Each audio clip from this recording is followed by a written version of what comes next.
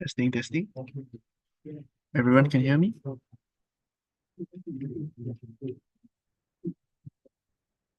Okay, hi everyone. Thank you so much for joining us today. To start off, I would like to introduce you guys to our special guest today. He's a REIT specialist and he's also a financial advisor who helps his clients do financial planning as well as retirement planning. Without further ado, let's welcome Mr. Kenny Low. Yeah, thank you. Thank you, Alvin. Very good evening to everyone. Okay, today my topic would be on the trends and prediction for Singapore REIT in 2024. I hope this webinar can help to address some of your questions. I know what are the questions currently you are on hand now based on the latest earning and also the current weakness in the REIT share price. Okay, so like what Elvin has introduced me, I'm a independent financial advisor. So today I am able to give you a very general financial advice. So at the end of the session, if you have any questions regarding general question, I can answer to you immediately. But any REIT related specific question, should you buy this REIT, should you sell this REIT, I will not answer in the public because that is consider a recommendation. I am not allowed to give a recommendation in the public unless you are my clients. Okay, at the same time, I'm also the SGX trainer and speaker. I help SGX to promote Singapore REIT to the international investor and also brokerage around the region. And I have my own website to help me to do the REIT analysis. REIT Savvy is my website. Okay, so I've gone through the disclaimer just now a little bit. Just to take note that I will mention some of the REIT names in the presentation, but just to take note, this is not a recommendation to buy or sell. Okay, today agenda, I will give an overview on what has already happened in 2023 in terms of the whole Singapore REIT sector and what would be the event moving forward can affect all of us as an investor. And after that, I will move into 2024, what would be the US interest rate outlook. And I will also explain how the interest rate impact on the financial ratio for some of the REITs. Okay, some of the REIT can be impacted quite a lot. Some of it you'll be have a less impact. I will try my best to give you some explanation why and also how they have such an impact and that causes the current rate when they announced in the financial announcement that the DPU is coming down. And after that, I will also share with everyone at the present moment what is the current financial ratio and also valuation of the REIT sector as a whole. And I will end with my presentation to talk about 2024, the outlook in summary, one-page summary, and also what are the key takeaways and also investing strategy that the investor can use moving forward. So review of the 2023 performance. Okay, basically 2023, the whole REIT sector represented by the FTSE ST REIT index basically is going nowhere. So we can see that at the beginning of the year itself, it started at this level, and at the end of 2023, it's closed at the almost same level. It's minus about 1 or minus 2%. And during beginning of the 2023, basically the REIT has a small rally. And unfortunately, this rally does not sustain and basically moving sideways for at least half of the year. And there was a sell-off just before, after in Q3. Then Q4, we have a strong rebound for the REIT index itself and close the year at flat. Okay, so you can see that in 2023 is a pretty volatile year for the REIT investor. If you do not really understand what you are investing in, you are just purely looking at the share price. I believe that you probably really cannot sleep well in 2023 itself. Okay, and if you compare to the STI index and also the financial index itself, the REIT index is much more volatile compared to the rest of the index. Okay, so in short, 2023 is a very volatile year for S-REIT, a roller coaster year, and is end flatly. This is a test of the investor conviction in the REIT investing. So first thing first, if you have encountered or you start to question whether REIT is the right asset class for you, and probably you have to reanalyze or really reassess your knowledge about REIT. Okay, how much do you really understand about REIT? And also what would be your risk profile and risk appetite? Okay, if you understand the underlying the business model of the REIT itself, and you feel comfortable, you actually not affected by this volatility in 2023, maybe REIT is suitable. But if you think that REIT you cannot stand that kind of volatility, probably you need to restructure or rebalance your portfolio, or by maybe adding more fixed income solution to really reduce the volatility of your total portfolio. Okay, now I'll start to explain why there is such a behavior, why there was a sell down in Q3, and why was that there is a rally towards the end of the year. Okay, you just look at this timing itself. The rally start in actually end October. Okay, end October, beginning of November. Then the rally actually end at the end of the December. All right. So we have a 2 months very good performance and also strong rebound, and the REIT index is close to 18%. Okay, actually what was happening back then? Okay, if you compare to the 10 years US government bond yield, okay, just look at the data, just I mentioned. The 10 years government bond yield start to fall at the end of October. Okay, and found the bottom at the last week of December. Okay, so you can see that actually they coincide quite they have a very high inversely correlated that kind of relationship with the S-REIT index. Okay, if I overlay the two indices, okay, on top is the FTSE ST-REIT index. Okay, you can see that there was a sell down in Q3, rally in Q4. Okay, and this blue line represent the 10 years US government bond yield. It has a rally in the yield in Q3 and also a sell down in Q4. So they are inversely related, correlated. So in short, why there is such a sell off is because of a 10 years US government bond yield. Now look back at the current situation. We have a very poor REIT performance for these past 2 months. Okay, if you look back at the current 10 years US government bond yield, you can see that actually 10 years government bond yield is on the uptrend.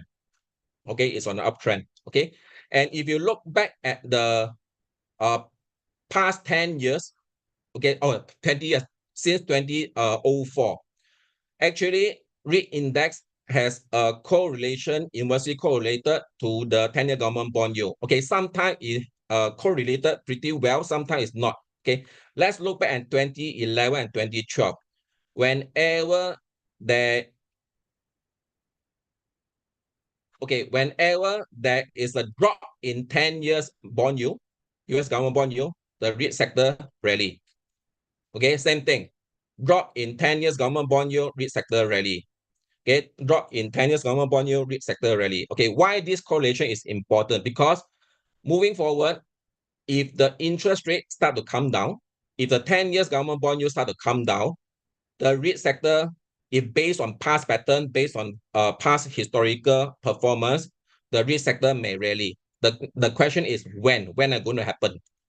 Okay, and I will summarize the 2023 performance for all the S-REIT in one chart. Okay, in short, there's no significant sector performance outperformance in 2023. It's pretty random. If you look at the top performance, the best performance was the digital core, but digital core REIT has a very poor result of share price performance in 2022. So 2023 actually is a strong recovering year, and followed by United Hampshire US REIT, Mapletree Industrial Trust, Fraser Hospitality Trust. But one significant observation is the US commercial office, they are basically out of rotation. All right, you can see that all the US commercial office actually performed quite badly in 2023, and also some of the small cap REIT.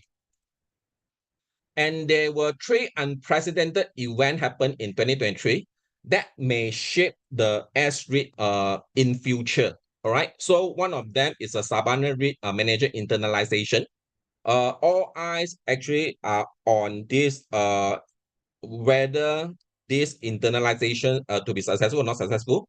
If successful, probably some of the smaller cap REIT, they will follow this process. But if not successful, basically it's a non-event. Okay, so keep an eye on it. I think the EGM is going to happen in March, early March. There also that there is a court case on this area also, because there's the involvement between the trustee and also the investor and to convene the EGM. Okay, the other thing to take note that although REIT is required to pay out 90% of the net property income as a dividend, but last year actually a number of REIT actually they halted their dividend. Okay, Livermore is one of them, and the other thing is a Manulife also halted a dividend, and this year Capital Pacific also stopped the dividend. All right, so do take note of that. It's not guaranteed that when you invest in REIT, you definitely get a dividend, because they can announce to stop the dividend if their balance sheet is in trouble. Okay, the other thing, Manulife US REIT breached a 50% gearing limit due to the drop in portfolio valuation. All right. So the gearing limit in Singapore set by MAS is 50%. Okay. REIT supposed to reduce the gearing limit to meet the statutory requirement. Okay, but until now there is no mandatory and requirement from MAS that Manulife die must hit this 50%. So Manulife's US REIT is given time to reduce the gearing as much as possible. That was the reason there are actually a number of recapitalization going on from the Manulife. Okay, how is the interest rate outlook moving forward? So based on the FOMC dot plot, that would be the US interest rate direction. Okay. So in 2024, it is expected we will have close to 100 basis point rate cut. Okay, that is based on dot plot. And the interest rate will continue to come out in 2025 and 2026, and also the terminal rate will stabilize at about 2.5. Okay, that is based on the FOMC committee assessment. All right, it's not the done deal yet. Okay, based on their plan, but based on the current market consensus.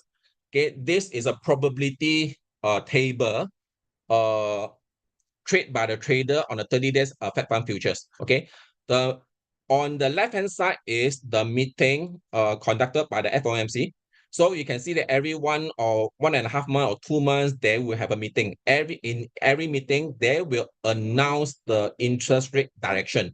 So the next meeting will be on 20th of March. Okay, and based on the current probability, there's a 96% no change. Okay, no change in the rate. So the rate you stay at the current 5.5%. I'm talking about a US interest rate. And when you come to May 1st, the probability you drop to 73.82. There's a 26% probability the US Federal Reserve you start to cut the interest rate. Okay, you based on this probability table, you can see that in Q3, there is an 85% US Federal Reserve you cut rate, and by end of 2024, there's 99%. It's almost done deal and confirm that they will cut rate, and based on current market condition. Okay, unless there are some black swan event, or there are some unexpected inflation hike in US or other part of the world, or maybe another big war start off. Okay, so this is based on the current probability. Okay, so in short, there would be interest rate cut by end of the year. Okay, and it can be as early as Q3. Okay, that is based on this probability table. The next question is how much? How much are they going to cut? Okay, same thing. If you look at this CME FedWatch tool, the meeting probability, okay, in 31st of July, there is a 41.5% probability with 25 basis point cut, and close to 50 basis point cut with a probability of 35.4%. Okay, so you can refer to this probability table under the CME website. Okay, this number will change every day. Today I present to you this number. If 1 week later the number may change, but you can just keep an close eye on it, because that will actually affect the REIT share price, because all this probability also affect the 10 years government bond yield. Okay, now come back to Singapore. So this is the chart for the Singapore 1-year treasury bill. Okay, what investors should do. If the US is going to cut the interest rate by end of the year, okay, more or less that we also can predict the Singapore 1-year treasury bill or 6-month treasury bill, you start to come down. If you based on the historical data, back in 2002 or 2007, whenever the Singapore T-bill reached more or less a historical high, back then, okay, in this case, at the present moment, the T-bill actually reached the 20 years high, okay, and you can more or less can predict that they will come down pretty fast. Okay, if you look at the past pattern, the T-bill will come down very fast, And if the interest rates start to cut, the T-bill will come down very fast. So why this one is important to the investor? As an investor, if you are investing all your cash or most of the cash is under T-bill now, when your T-bill mature or expire, investor will immediately face the reinvestment risk. Okay, so at the present moment, you are getting 3.44%. What about 6 months later when you mature, or 1 year later when you mature? Maybe the interest rate drop until 2%. All right. Then now the key thing is, will you continue to invest or reinvest your matured T-bill to the new T-bill, which give you maybe 2% or 2.5%, or you look for some other higher yielding stocks or higher yielding REIT to invest? Okay, so this is the key thing that the investor need to start to plan now. You have to start to plan now. Okay, and by then, if majority of the investor find that the T-bill yield is not attractive, they will have a lot of money flowing up from a T-bill or even a Singapore SSP, looking for higher yielding asset class to invest. Okay, so do take note on all this kind of movement moving forward. Now I come to the REIT business model. Okay, I'll go and do a recap what is REIT is all about, and how the REIT is doing funding, and how the REIT can generate the dividend. Okay, so basically there are two ways of funding path for the REIT itself. They either borrow from a creditor, borrow from a bank, or they raise the IPO or issue additional right to raise fund from the poor investor. If they are borrowing from a bank or creditor, there's a 50% debt limit. The money collected by the REIT itself, they will go and purchase the real estate property. And the real estate property, it depends on the investment mandate. It can be a hotel, it can be the commercial office, it can be the retail mall, or industrial building, data center, and so on and so forth. It really much depends on the mandate. After they have purchased a property, whatever net rental income generated from the property itself, after paying off the interest and also the rest of the working expense, the remaining 90% of taxable income has to pay back to the investor as a dividend. Okay, and 90%. All right. So now next thing here is I will show you what will be the interest impact on the gearing, valuation, and DPU. Okay, I hope all of you can follow me and until this stage on the business model. Okay, so when there is an interest rate increase interest rate, immediately the interest expense will increase because you have to pay more interest, and that will also affect your interest coverage ratio. Okay, in short, interest coverage ratio is the multiple of your ability to really pay off all your interest expense. Okay, and this very much depends on the debt maturity profile. If you do not have any debt to mature with the immediate 1 or 2 years, any interest rate increase will have limited impact on your interest expense. Okay, but vice versa, if the debt maturity profile is pretty short, the REIT manager have to refinance the debt immediately. If in the immediate year, any increase in interest rate, they have to refinance at a higher interest rate. And because of this interest rate hike, the cap rate will be increased. Okay, cap rate is used in the property valuation. Okay, when your cap rate increase, your property valuation you drop, and that will also increase your gain ratio. When your gain ratio increase, the credit risk of the REIT will also increase. Because risk increase, the bank will start to increase the interest rate. Okay, because they find that their property is much more risky, so they want to increase the risk premium. So they'll increase the cost of fund. Okay, when your cost of fund increase and your credit risk increase, you affect the credit rating and also debt covenant, or everything you'll be affected. So that's the impact of the interest rate on the balance sheet side. Okay, and this is based on assumption there's no change in the macro environment. Okay, the macro environment you affect the rental income. Basically, if you are able to rent out your property to the tenant, they're collecting a rental. If you don't have any inflation, or the REIT manager is able to contain the inflation, contain the operating expenses, they are able to find a new tenant, increase the rental, okay, and also increase the occupancy rate. Basically, all these things can be offset. All right. Okay, but unfortunately, some of the REIT itself, due to the for example, work from home phenomenon, basically the occupancy rate drop, and some of the tenants, they actually reduce the office size, or there are a lot of oversupply in the industry itself. They are not able to get a good renter, to not able to get a positive rental reversion. And if there's a drop in the rental income, okay, that will definitely affect the dividend payout. So there are a lot of moving elements in this whole thing. All right, they are all interrelated.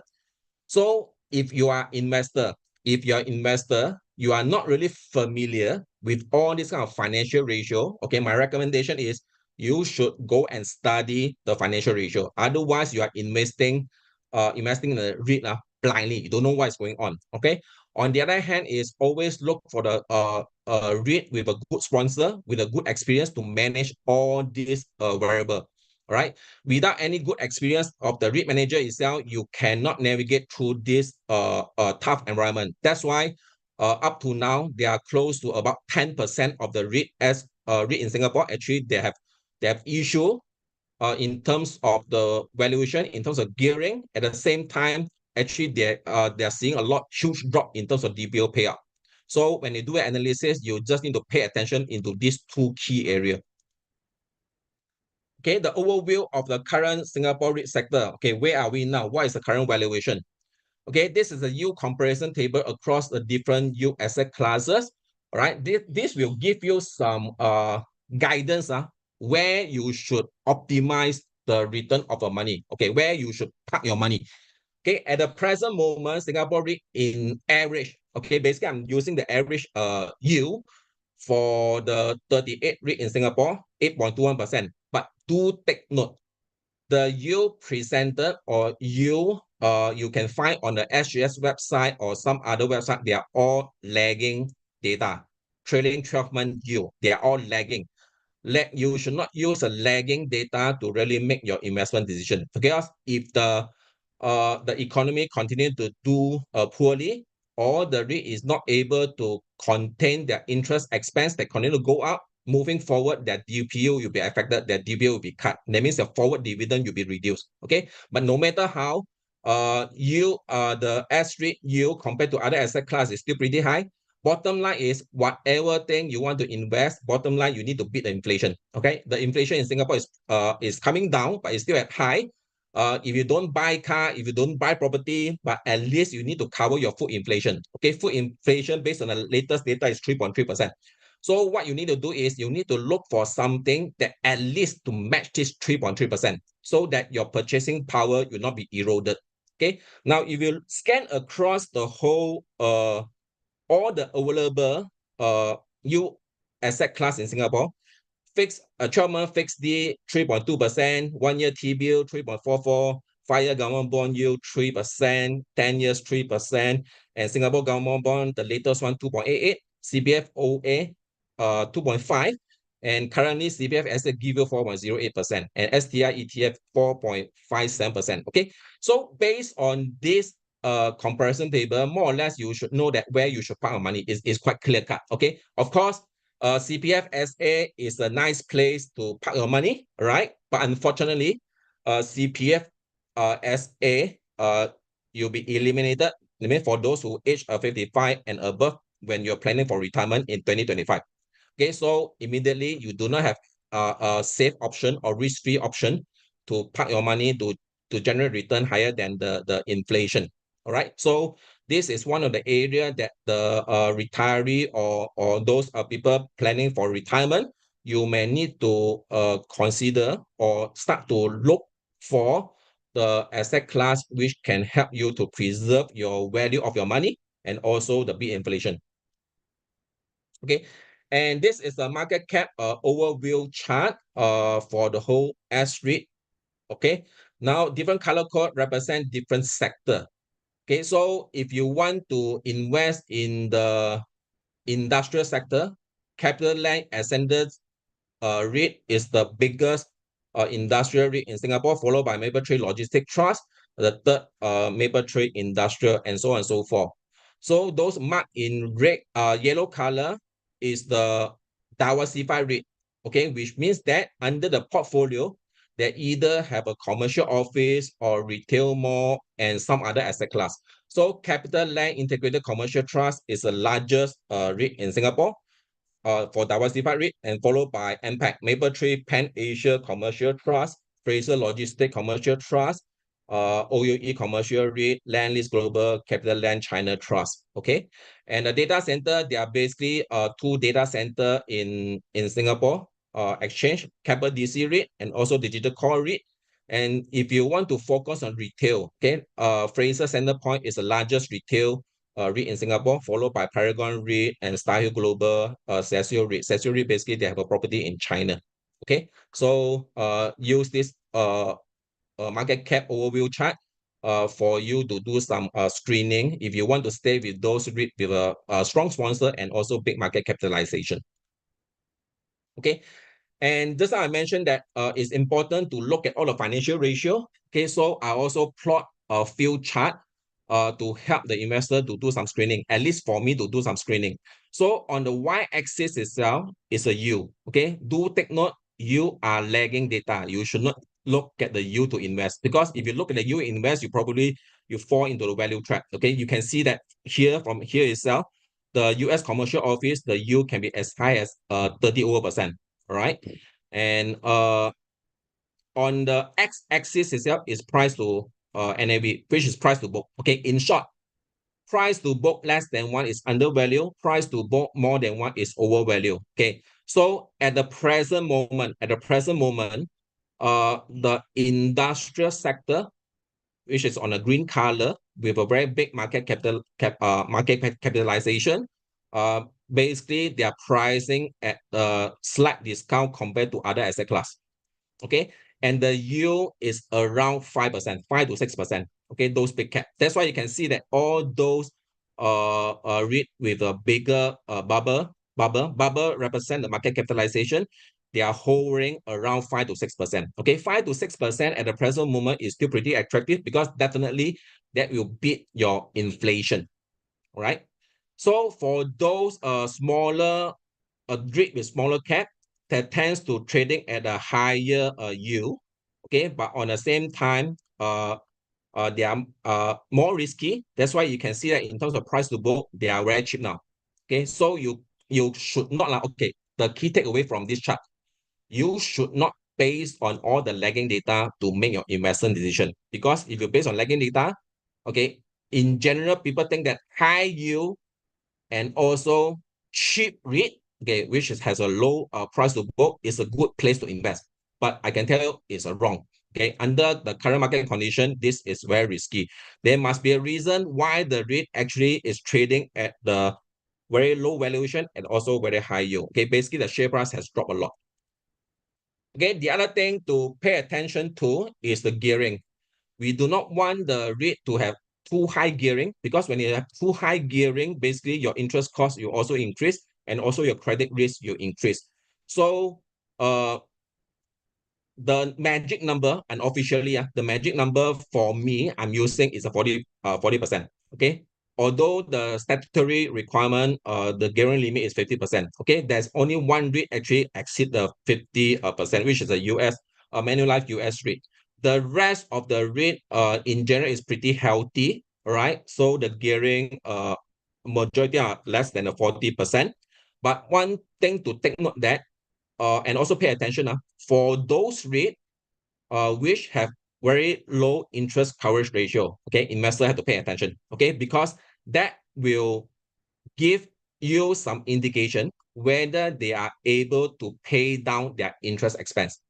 If they are not able to pay down the interest expense, they are not able to do the refinancing, then they'll either issue rights to raise more capital, or they will have to sell their property away to reduce the gearing. Okay, in either method, there will not be beneficial to the REIT investor. Okay, because the DPU will be dropped definitely. Okay, the other thing is the cost of debt. All right, and also unsecured borrowing. Okay, you just imagine that. Okay, I use a layman term. All of us, or most of us in Singapore, we take a loan from a bank to buy our residential property. All right, and in return, we have to pledge our residential property to the bank. If one day we are not able to pay the mortgage, the bank can possess our own property. Okay, this is what it means. Secure means that actually pledge to the bank, pledge to a creditor. So if those REIT, we have zero, okay, let me see, 100% unsecured borrowing, that means it's safe. All right, which means that if they are not able to pay off any interest, all right, at least the bank will not go and repossess. All right, if those REIT, they have 100% pledge to the bank itself, if they are not able to pay the interest expense, then there's a risk that the property can be repossessed by the creditor. Okay, when they're possessed by a creditor, probably the REIT itself already filed for bankruptcy. Okay, so you can see that there are quite a number of them. They have a 0% of unsecured borrowing. Okay, this have to pay attention. And some of them, they are already quite unsustainable. You just imagine that their cost of debt as high as 9%. Okay, you borrow at 9%, but if your property rental generate maybe at 6%, actually they are losing money. And a number of them actually have a 0% unsecured borrowing and also have a very high interest cost, 5, 6, 7%. Okay, this is in the long term may not be sustainable. Okay, and under the interest rate, high interest rate environment, the fixed rate is important. The percentage of fixed rate interest rate is important. If those REIT with very high percentage of fixed rate, okay, basically any huge increase in interest rate, they will not impact to them immediately, right? Especially those REIT with a very long weighted average debt maturity, because they do not need to do any refinancing, and in the short term, then the interest rate impact will not hit them immediately. Okay, so you from here that actually you can see that a majority of them have very high percentage of fixed rate. Okay, only one of them close to 99%. The rest of them you'll be hovering around 70 to 80%. And the debt maturity is pretty long. Okay, for those REIT with very short debt maturity, these are the REIT would have a higher probability that having a challenge when it comes to refinancing, because immediately they have to face the refinancing challenges. Then the bank may not want to loan, or bank will charge them very high interest rate. And at the same time, they are more on floating. They are not fixed rate. Okay, so those REIT will have a higher risk. Okay, sector as a whole. I track this price to an NAV for the past 12 years. All right. So you can see from here that green represent the highest point range, and red is a lower range, and the blue is the current price to book valuation. I just use CapitaLand China Trust as example, right? During the good time, the price to book can be more than 1. And the lowest point will be 0.6. At the present moment, CapitaLand China Trust actually trading at the historical low, or at least 12 years low. All right. And you can see majority of the REIT, they are trading close to the historical low. Okay. In others words, it's quite cheap. Okay. And that maybe represent the good entry point if you know how to choose some of the fundamental strong REIT out there. In terms of gearing, in general, most of the REIT in Singapore, the gearing is very healthy, except the US commercial office we have to pay attention to, because if you look at the average, they are higher than the rest. Okay, the retail is pretty healthy. Majority of them are lower than 40, and industrial lower than 40. Okay, the only thing that any commercial office related, the kind of REIT, okay, diversified REIT also have some commercial office. Just need to pay close attention to it. Okay, and a number of REIT are trading close to 5-year low. Okay, if you base on the price to book value. Okay, so with this screener itself, you can see that there's a PNAV 1-year low, PNAV 5-year low. All right, but on the other hand, they also can explain why they are trading at 5 years low. You just look at the gearing. It's most of them red color, and also very high interest cost. These are the risk element, and also the interest coverage ratio also not so nice. All right, if you look at the Parkway Life itself, the interest coverage ratio can be as high 11 times, and also the weighted average lease expiry 16. Okay, the interest cost is only 1.3%. You just compare with Lipo Mall Indonesia retail trust 8.8% interest cost, but Parkway is 1.3. Right? So you can use all these kind of financial ratio to help you to screen out those REIT which potentially have problem moving forward. Okay, and the valuation for the big cap REITs, they are still pretty attractive. And I sort this one by market cap. That's why you can see that CICT, CapitaLand, Ascenders, REIT, Mapletree Logistics, Impact, they have a biggest market, one of the top 5 market cap in Singapore, and basically the yield, TTM yield between 5 to 6 or 6.5%. And gearing is pretty healthy, and also they are not expensive. You look at it, the PNAV on 5 years is close to the lower range. Okay, and also they also have a very high occupancy rate, 90%, very healthy lease expiry, and manageable interest cost, and very high percentage of the interest rate is fixed. Healthy interest cover ratio. Okay, so yeah, you can find some good deal out there. So what would be the outlook based on the current financial ratio and also valuation? Okay, I pull back the FTSE REIT index chart again. Okay,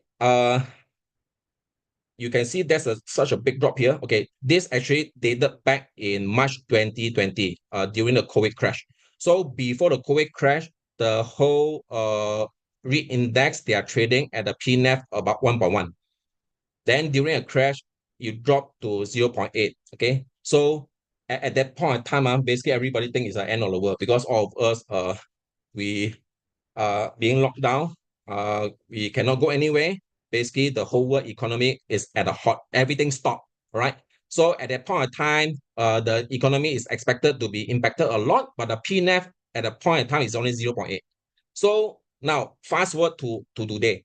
At the present moment, the whole world is on the recovering mode, and also US economy doing pretty well. Singapore also doing quite well now, and the PNAV is even lower than during a COVID time. Okay, to me personally, I find it does not really make sense, right? Because the economic condition back then and compared to current situation, currently is much more better. Okay, the only explanation is probably is the interest rate. Is come back to the interest the 10 years US government bond yield again.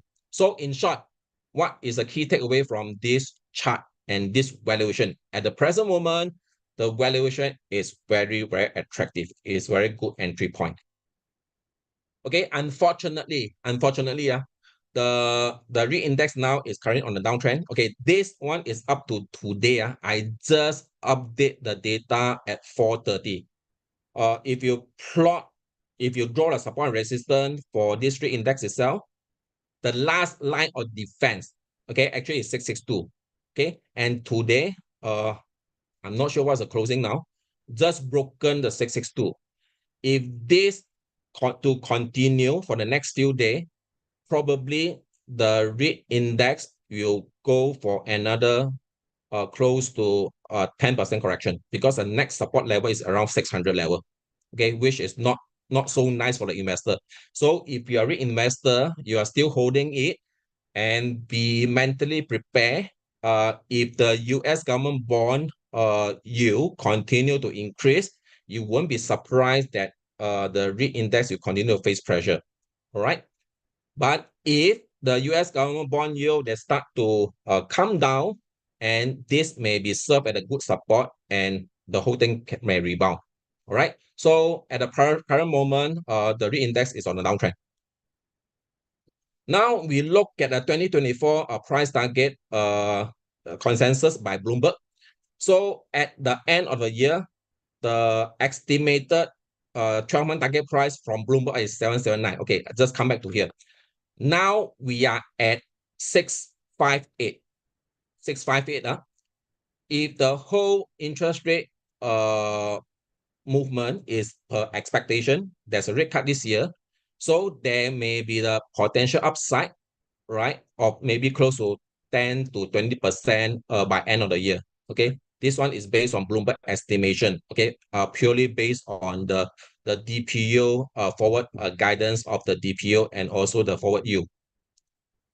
Okay, and Bloomberg is estimating there will be a 15% growth in DPO as a whole, and also there will be the growth of the book value of 1.24%. All right. So the forward dividend yield estimated to be 6.13. Now the current actual moment is 5.36. Okay, basically why they are forecasting there's a growth in dividend, because they are already they have already priced in the cut in interest rate. When there's a cut in interest rate, that actually give a lot more leeway for the REIT to increase the DPO moving forward. Okay, now I want to show you the correlation and also REIT sector movement compared to the US interest rate cycle. So this is the US interest rate chart. You can see that in 2020, we have an increasing of the interest rate. Then after that, 2002, a cut in interest rate. 2004, increase in interest rate, up, down, and up, down, and up, down. Okay, if you look at the past pattern, okay, now we are in 2024. It is expected the interest rate will move sideways for a while. Okay, move sideways for a while. It is quite similar or to what we have seen in 2027, 2028. All right, move sideways for a while. Then after that, they will have a sharp drop immediately. Okay, so this is what I'm anticipating. Move sideways for a while. When I start to cut a rate, they'll drop pretty fast. Okay, now what we need to prepare as an investor, when the rate start to drop, okay, what will happen to REIT sector, and when should we position ourselves, our money? When should we invest? Do you want to wait for everything to go up to invest, or you want to look for good opportunity to invest? Because at the present moment, everything is cheap, and there's a lot of fear in the market. So if you stick to the Warren Buffett method, right, be greedy when everybody is in fear. So now everybody is in fear. When you talk to your friend, talk to your colleague, I don't think anyone you so-called support you to buy in REIT. Probably they'll tell you sell during this period, go and buy REIT. Right. So, but I'll show you another data, okay, that I'm closely watching. All right. Just to take note, on all these boxes, right? These three boxes here. Okay, these big three boxes, I am showing that what will happen when interest rates start to drop, and that means how the REIT performance under the low interest environment or when the interest rates start to move down. Okay, this is the performance. So you can see that the REIT actually tends to outperform to the rest of the asset class when interest rates start to come down. Okay, let's say 2024, 2025, 2026, you can see that actually the REIT, okay, this REIT represented by the FTSE REIT or REIT index. Basically, it's the global REIT index. 2024, 30.41% total return, which means that you have a capital appreciation plus your dividend, 30.4. 2025, 8.29. 2026, 34.35. Okay, and the another period of interest rate drop. Okay, 2009, the REIT performance 27%, 7%. Okay, mainly they are double digit. You can see that actually REIT was one of the best performer for many years under the rate cut environment and also the low interest environment. Okay, so in short, you can see that when the interest rates start to drop, REIT outperform.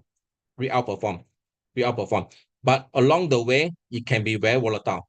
But if you have a long holding horizon for example, 20 years. Okay, by the way, this is a 20 years chart. Annualized return for a REIT is 7.73. Again, total return, capital appreciation plus your dividend. All right. So if you are at the present moment, you hold REIT maybe for a few years, but you are still seeing very negative portfolio, you either you need to relook at your risk profile or you just have to stick with it. All right, because REIT is very sensitive to interest cycle. All right, then the next movement will be interest rate start to come down. Then you have to pray hard lah. The history will repeat by itself. Okay, but I strongly believe that history will repeat by itself. Okay, how about the 2024 subsector outlook? Okay, in short, because there are just too much information, I summarize into one page. So industrial sector is a positive. My way is positive because the e-commerce will continue to grow, and also the supply chain will continue to grow, and logistics center will continue to grow. And also there's one more thing that actually happening in this part of the world due to the US and China trade war. There are a lot of manufacturing plants that start to relocate into Southeast Asia. Okay, that's why in the manufacturing world, they are always talking about China plus one. China plus one, this one referring to the Southeast Asia. So there are a lot of moving of the project from China to Malaysia, to Thailand, to Vietnam. Okay, and all these things will help the logistics sector, the industrial sector in this region. And the data center is expected to do well moving forward because of the AI and also the technology disruption, the mega trend. This is a mega trend. You just need to ride on the mega trend. Okay. For the retail, because of the tourism, because the concert, right? Taylor Swift is in Singapore now, right? And it's expected the retail sector and also hospitality sector will be doing well moving forward because we also just saw that actually there are a lot of China tourists come to Singapore during Chinese New Year after the 30 days of visa-free arrangement. So moving forward, the China tourists you come back in a big way. And if you are doing a staycation, then you'll find that actually all the hotel room rate in Singapore is very expensive. It's very difficult for you to find any good hotel less than $300. Okay, so I am expecting the hotel room rate will continue to go up moving forward due to the influx of all the tourists. Okay, and office, I have a neutral view. Mainly all those overseas, all those REIT with overseas office probably have headwinds in terms of the valuation, and you'll take a while before the valuation start to go out again because they are still using the terminal interest rate in when they do the valuation, and also the occupancy is still not as high as previously. But in Singapore itself, so far the US, Singapore commercial office is holding pretty well. If you look at the earnings released by the Keppel REIT and also the Suntec REIT on the Singapore portfolio, actually is doing pretty well, is holding well. Okay, key takeaways. So key takeaways for REIT 2024 outlook. The interest rate has probably paid and US start cutting interest rate in 2024. Okay, this will provide a bullish sentiment into the REIT sector, but not now, but just need to keep an eye when the REIT sector start to bottom and start to turn in the bull run. And if the interest rates start to come down, the boost in DPU will also help in the share price. Okay, but it's not going to happen so soon. It's very much depends on the when they're going to cut the interest, and also depends on the debt profile of the REIT. And when the interest start to come down, those investor holding a lot of money in the money market fund and also the T-bill or SSB, they may want to look for high yielding asset. They may rotate back to the REIT or the dividend stocks. Okay, so I look at it at the bullish sentiment. And currently, Singapore REIT are trading at a huge discount. Okay, at the end of the day, investing in REIT is like investing in real estate. If the real estate is selling at a huge discount, at a good location, and they are able to generate a lot of rental income, it is a no-brainer why it's not a good investment. Okay, so the investor really need to differentiate like what is the facts and what is the fear. Okay, whether your investing decision is purely based on fundamental, based on numbers, based on the logic, or based on the emotion. All right, but at the present moment, I can see that actually the market is really driven by emotion. REIT sector historically outperformed other asset classes under rate cut environment. Okay, this is bullish, and there will be an opportunity for investors to lock in high yield at a discounted share price now. Okay, and technically, the chart is on the downtrend. Okay, some people feel that downtrend is the end of the world, it's very scared, but if you have not really built out your REIT portfolio, downtrend is a good news to you because you are able to really accumulate good REIT at a much cheaper price. Okay, so I pause here for a while if you want to take a screenshot or take a picture. All right. Okay, next. In order to build a REIT portfolio itself is important, right? This is the one page summary to give you some idea what to look out for. If you do not understand all the financial ratio, it's not so easy to understand. You need to take a course and really understand in detail. So look for REIT which have consistent growth in DPU and NAV. Okay, there are quite a number of them in the current market condition. You can see that actually DPU for this REIT itself, they are increasing consistently. All right, which means that when you invest in this REIT, every year you should expect an increase in dividend. Dividend is growing, and the net asset value is growing. Okay, this is exactly what you want when you invest in a property. The valuation is going up, the dividend is going up. All right, but at the present moment, due to sentiment, the share price is beaten down. Right, the price to NAV is beaten down. So isn't it a good time to accumulate? Right, these are all based on fact. So for investor, just the summary, they are good REIT up there. Okay, selling at a good discount. So my message is good time to start building your REIT portfolio. Okay, more importantly, you don't put everything into one basket because a lot of things you cannot control.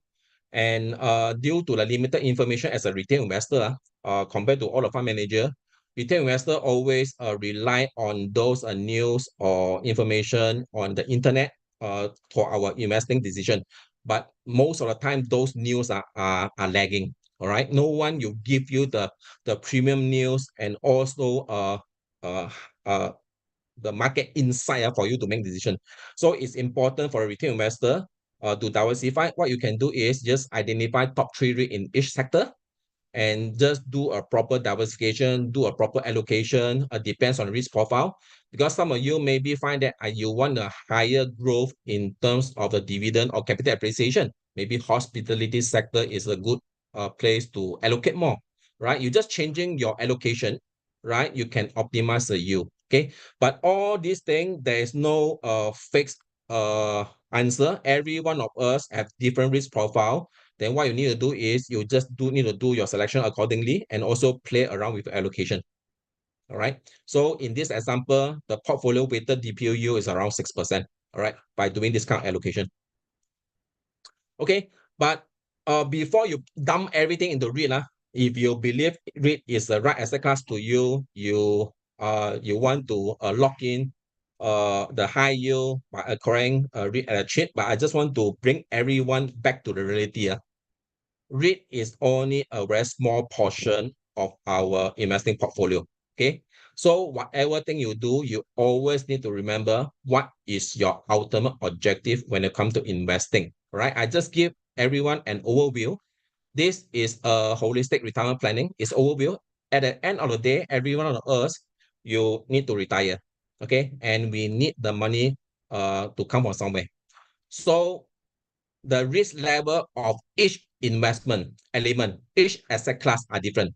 Some of them are more liquid, some of them are higher risk, some of them have higher return. So all of us, we should do in sequence, level 1, level 2, level 3, and level 4, right? If you have not built up your level 1 and level 2, okay, which is the more or less a guaranteed income, okay, through your CPF life and your private annuity, you should first thing first, do up this portion first, right?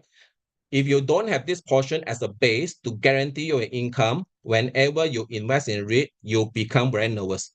Okay, you just don't feel comfortable.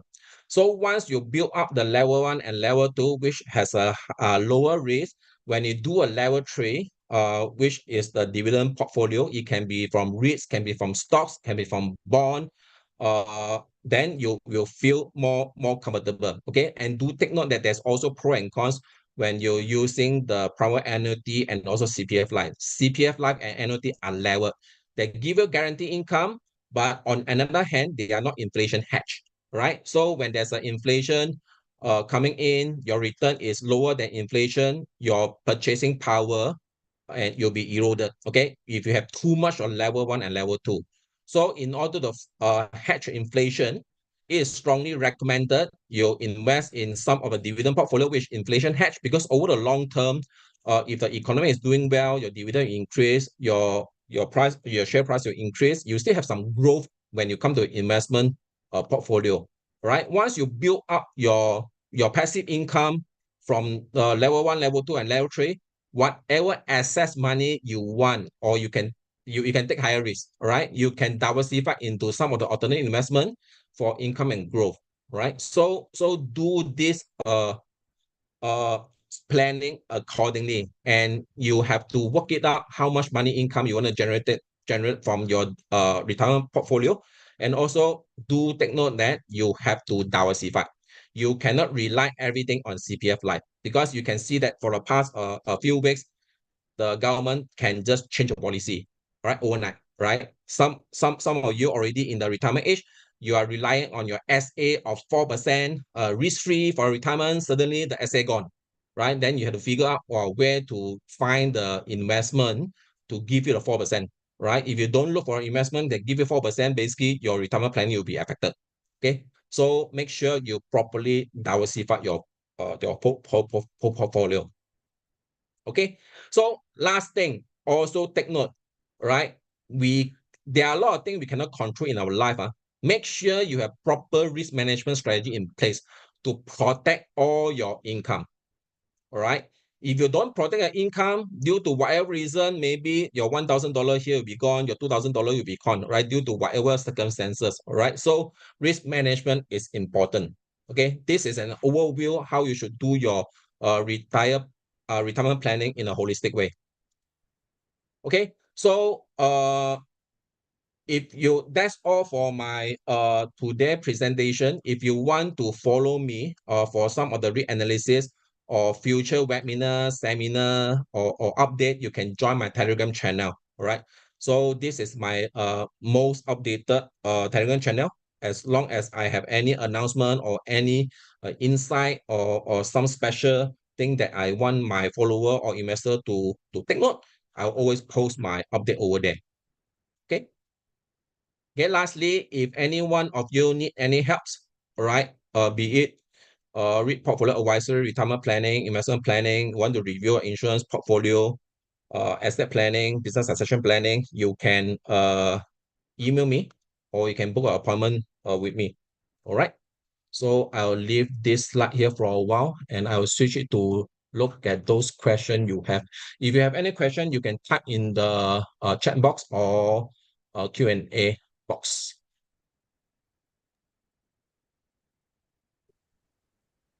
Give me a minute, look for the question.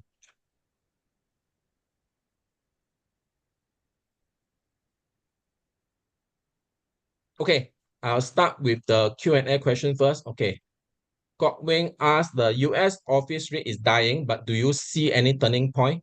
Okay, and this is what happened in the US now. Basically, the US market, the commercial office valuation is affected by two key variables. One is a cap rate. Cap rate is highly tied to the interest rate. So at the present moment, the valuer itself, they are using the terminal rate. That means the highest of the worst case scenario in when they do the valuation. At the same time, because of the work from home phenomenon is still there, the go back to office, the trend is still pretty slow. So the valuer also using the worst case occupancy in the assumption, right? I don't think moving forward in the next 1 or 2 years, the rate you continue to stay high, then the occupancy rate continue to be very low for commercial office in US. Eventually, they will need to re-rate, okay? But the problem is, at the present moment, the valuation and also the spot market, they have a very huge gap, okay? So valuation itself is very sensitive to the numbers, okay? The way I look at it is just a number game. When you change the number, the whole valuation will change, all right? So we just need to give time for the US rate to really recover. If you already have the position, you got no choice, but no point to sell now because you are selling at a low, right? And they are not really dying lah, all right? It's only thing that is there's a mismatch in terms of appraised value and also the spot market. Okay, so what we need to do is just need to wait the whole thing up. But on another hand, the price to book is around 0.2, okay, which means that the US commercial office listed one is close to 80% discount. Maybe there are some private fund will be coming in to scope up all these kind of REIT. Okay, personal opinion, right? It's not a recommendation. The scope out of REIT and they prioritize it, and also they sell individual building. They'll make a lot of money in that sense. Okay, can you share, next question, can you share your strategy for S-REIT going forward? Should the US interest rate remain high for a longer time? It depends on your objective. If you really want to look for something to build our passive income, there are not many asset class at the current market condition to give you high passive income. You have a fixed income bond, right? But fixed income under rate high interest rate environment, those high yield bond which give you very high yield, you'll be at risk.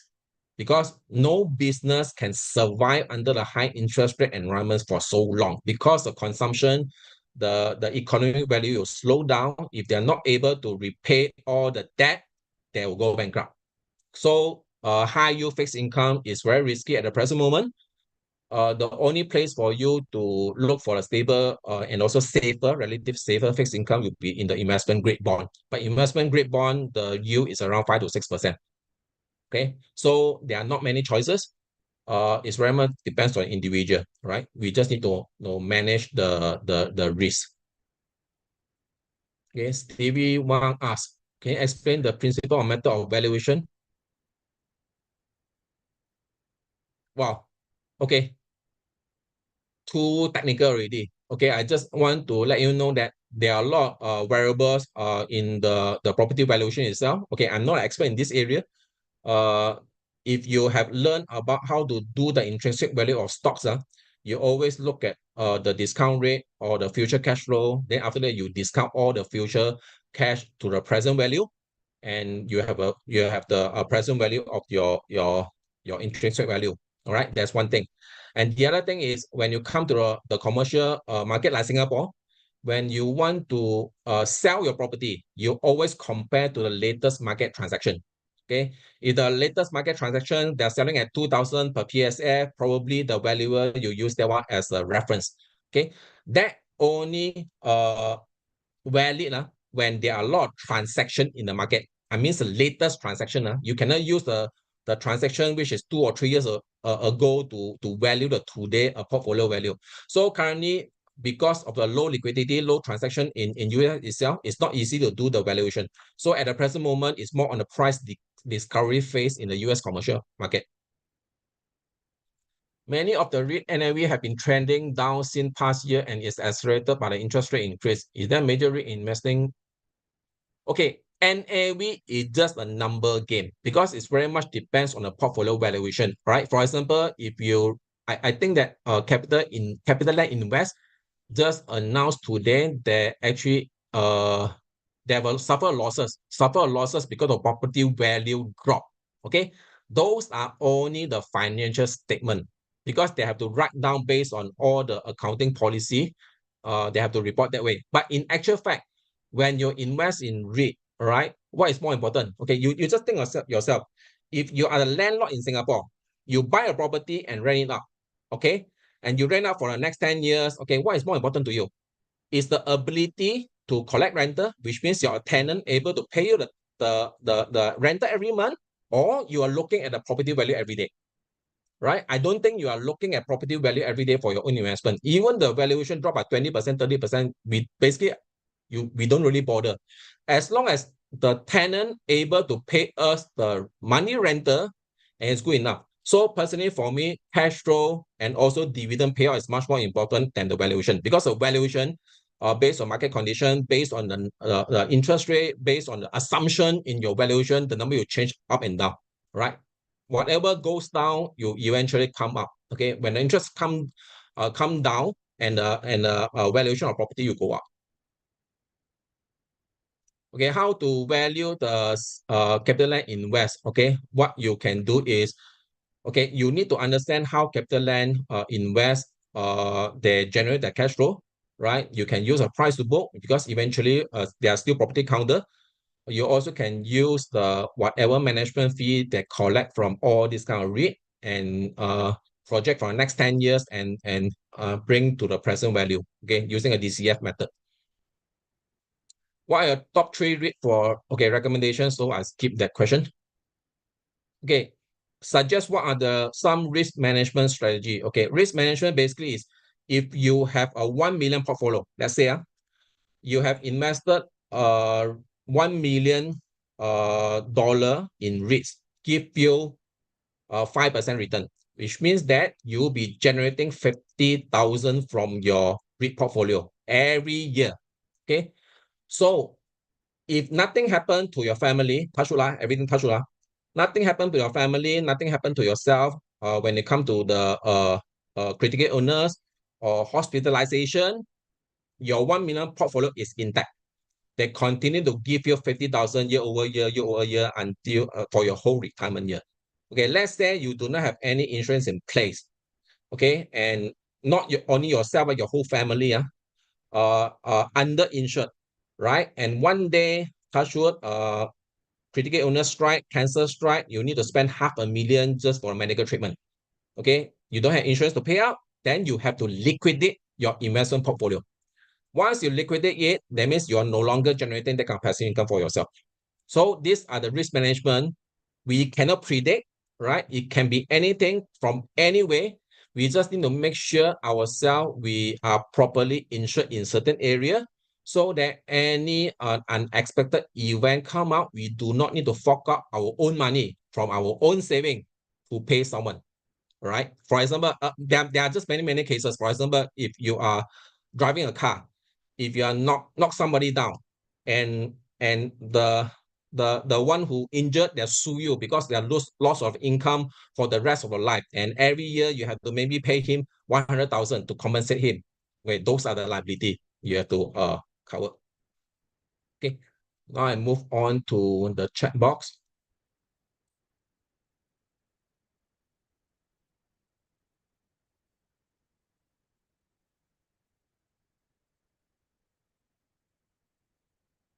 Any idea how will the US election affect the Fed interest rate cut? Okay, I'm not going to answer that one because it's speculation, right? But Trump is a businessman, right? So you guess businessmen normally what they want. That's my view lah, okay? Not a facts. So No comment. Yes, MIT also got data center around 55%. Okay, Albert asks, how did I get over 8.2%? Basically, I'm doing the simple average for all the 38 REITs in Singapore. 38 REITs. Okay, just a simple average. You just add out together. But if you use the weighted average yield for the whole S REIT itself, it's around 6.5%. Weighted average means that based on the market cap, you do the calculation on the weighted yield.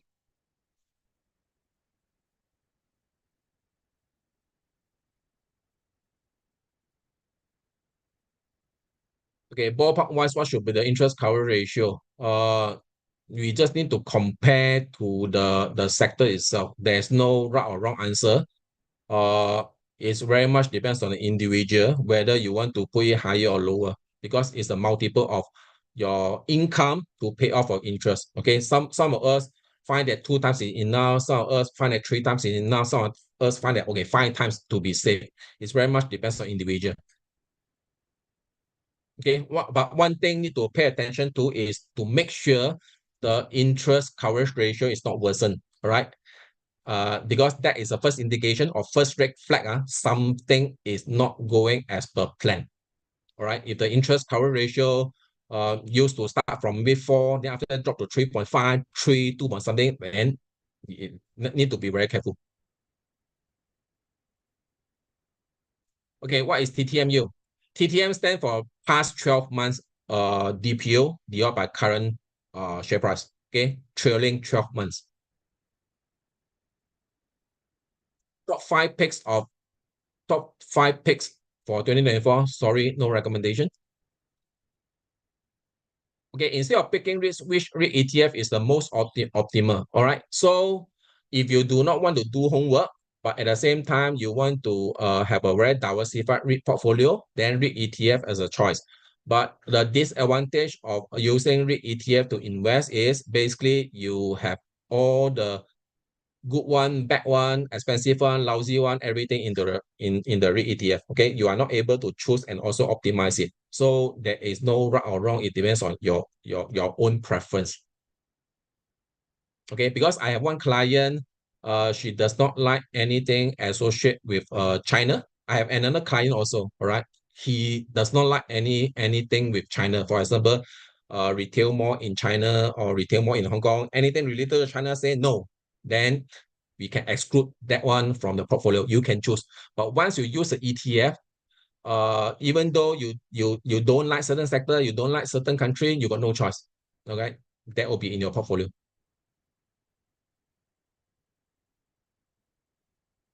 Okay, where can we find the data of unsecured borrowing cost or debt borrowing or fixed rate? Okay, you have to go to the earning quarterly earning or business audit for each REIT to look for all those data. Okay, that's one, right? And the other thing is you may need to compile by yourself every quarter when the data come out, compile. Okay, but my website, the REIT Savvy, actually I track. I have all the data already. I track all older years. That's why I have a whole database. You can go to there to look for information. Now it's 6:13. Okay, how do you expect REIT to perform if recession hit and if market crash, chances of will? All right. So it when you talk about recession, all right, it's very much depends on which country are you talking the recession is all about, right? For example, now US is not in recession. US is doing pretty well, but why the REIT sector is trading huge discount? That means the share price drop a lot. So nothing to do with the recession, right? And at the end of the day, US recession does not mean a China recession or Singapore recession. It very much depends on where is your portfolio located, right? So you have to go to individual REIT to see what would the impact, all right? For example, US is doing very, very well, right? You look at all the numbers in US, but how come US commercial office so badly hit? So there is no really correlation.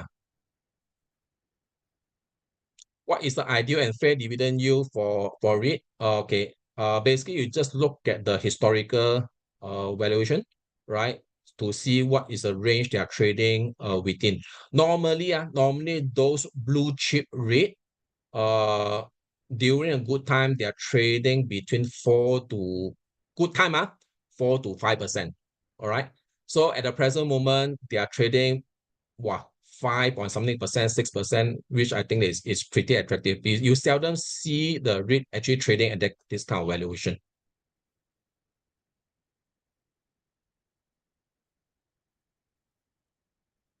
Okay, some of you asked about Telegram channel. I'll put my Telegram channel over here, the QR code. Do you consider a high distribution payout ratio as red flag? No, they have to pay out minimum 90%. Some of the REIT pay up to 100%. There's no right or wrong, right? Some investors do not like the REIT manager to receive in unit because they say that there will be dilution. But some investors prefer them to receive in unit instead of pay out cash because they say that interest align. So there's no right or wrong answer. It depends on which angle you're coming from. You see some payout ratio more than 100%, unlikely unless they sell their property and they have some money from the sales proceed, then they can pay up. But when you put into all this number, then this number is actually inflated lah, right? The payout ratio will not be 100%. Maybe there are some special dividend they pay out.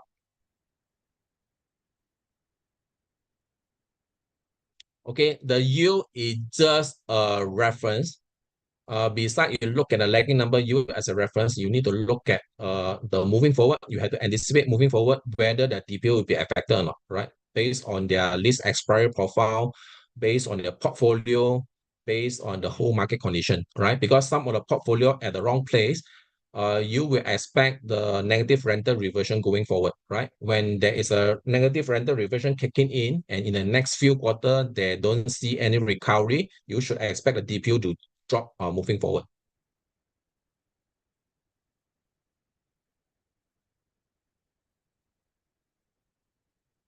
Top 3 ratio.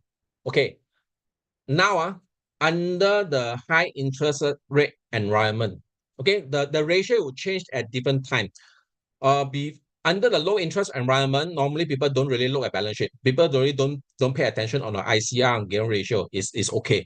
But now under the high interest rate environment, I would pay special attention to the debt maturity profile, because if they have any debt to be refinanced in the immediate year and they are not able to refinance it, then the REIT will be in trouble. So I will look at the interest cost. What is maybe they are already currently already having interest cost 6 to 7%. Then they have the immediate refinancing need. Okay, there will probably you'll be refinancing at a higher rate. Okay, you'll be more than 6 to 7%. When you have to pay such a high interest rate, high interest expense to your creditor and to the bank itself, they may not be able to do it because the ICI will be affected. So I would say that anything related to the refinancing, interest rate, and also the secure and unsecured borrowing. Okay. So I think that's all. No more questions. So I hand over back to Elvin. Thank you. Okay. Thank you, Kenny, for the very insightful presentation. So guys, bear with me for maybe 2 to 3 minutes. Let me share my screen.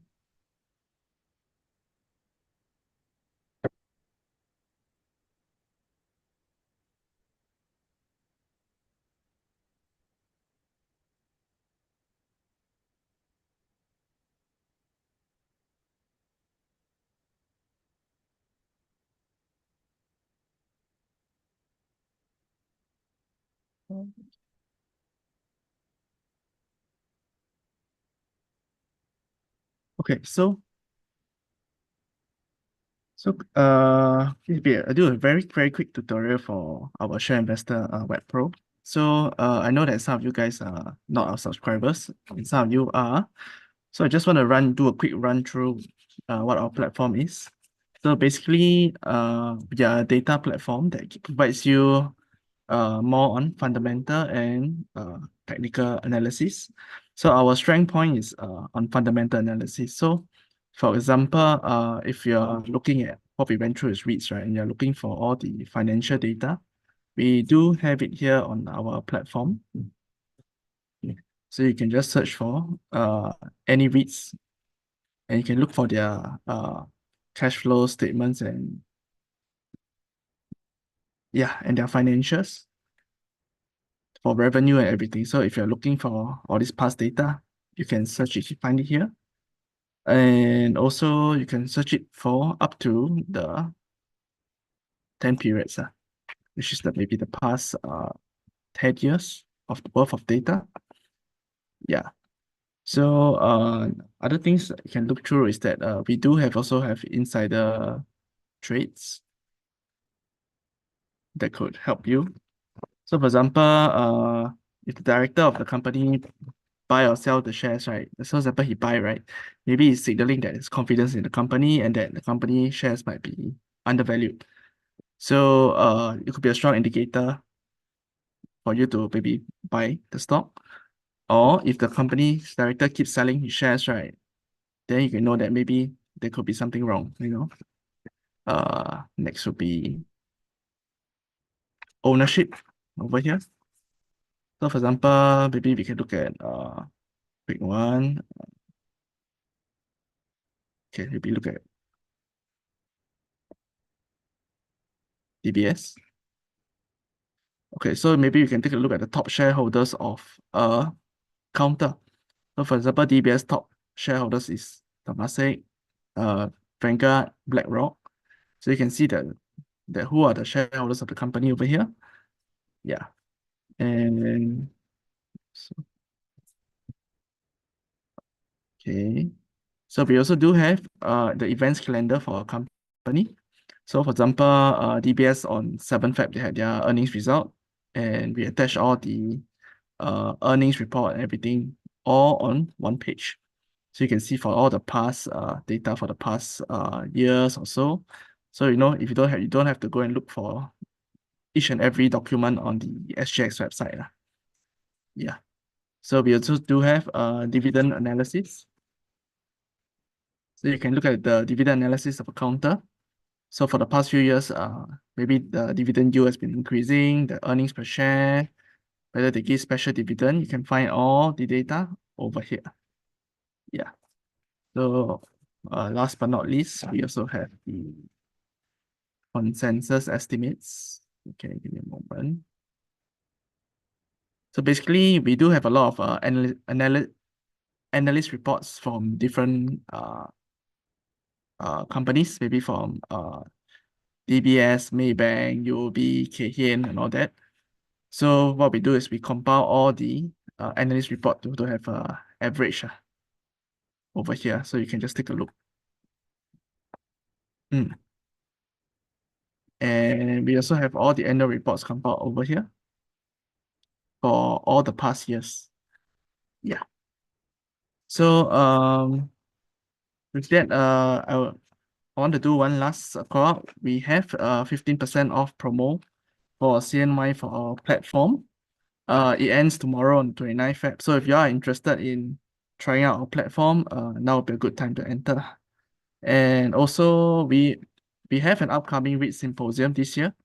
It's on 11th May, and you guys can register for it. So basically, REIT symposium is we're holding it on Suntec, where we get various speakers like CEOs from various REITs to come out on stage to give a talk on the outlook of the markets and all that.